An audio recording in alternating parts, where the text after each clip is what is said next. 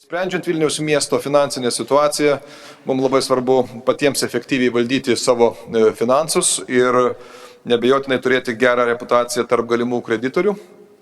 Todėl galim pasidžiaugti, kad pirmą kartą Vilniaus miesto istorijoje mes, Vilniaus miesto savivaldybės administracija, yra parengusi konsoliduotą visą mūsų savivaldybės biudžetą ir balansą. Ši konsolidacija šiame etape apima pačią savivaldybę ir visas biudžetinės viešasias įstaigas ir kitas institucijas, kurios yra įsteigtos savivaldybės arba savivaldybė juose turi kontrolinį paketą, sakykime taip. Ir galim pasakyti, kad šiandien įvertinus ir suskaičiavus visą turtą, tai Vilniaus miesto savivaldybė valdo rinkos vertę vertinant apie 9 milijardų litų vertės turtą. Suprantama, šitas konsoliduotas balansas padės mums skelbiant konkursus dėl galimos akreditavimus, dėl paskolų susitvarkymo.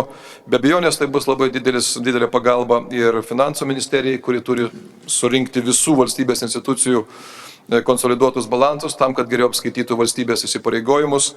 Paminėtas turtas apima tokius pagrindinius objektus kaip žemė, pastatai, infrastruktūra, įrengimai, nebaigta statyba. Didžiausią dalį sudaro tame tarpe apie 800 milijonų litų keliai gatvės.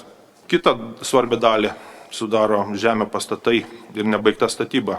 Tai iš viso apie 40% viso ilgalaikio turto. Kaip minėjau, infrastruktūra 55%, tai sudaro beveik 95% tie visi elementai kartu sudėjus.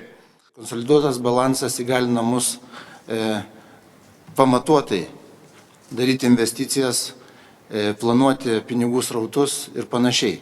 Taigi, manau, kad tai yra vienas iš pagrindinių darbų, pradedant labai tiksliai, metodiškai, planingai vystyti Vilnių.